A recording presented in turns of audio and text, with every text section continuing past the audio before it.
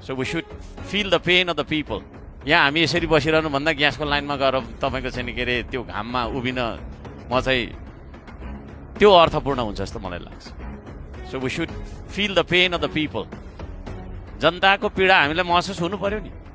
यहाँ एसी भएको छैन, कोठामा बसिन्छ, एसी भएकै गाडीमा आएको होला होइन, घर गइन्छ एसी नै छ, तर त्यो सडकमा तातो घाममा तपाईँको छैन के अरे होइन ग्यासको लाइनमा चाहिँ दिनभरि बस्ने नागरिकहरूको पीडा कहिले हामीले बुझ्दैनौँ.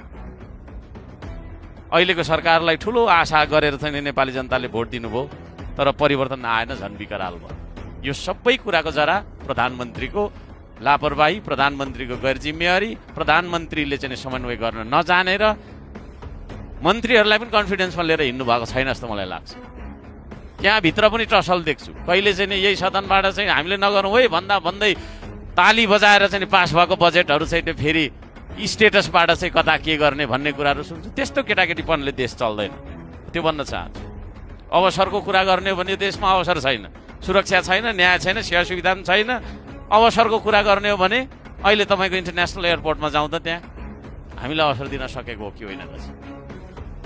प्रत्येक दिन हुलका हुल युवाहरू कहाँ जाँदैछन्, के गर्दैछन् र त्यहाँ जानका लागि फेरि लाइन बसेर बस्दाखेरि ठगिएका छन्. ती ठगहरूलाई कारवाही गर्नका लागि चाहिँ सरकारले केले रोकेको छ त्यो भनिदिनु पर्यो.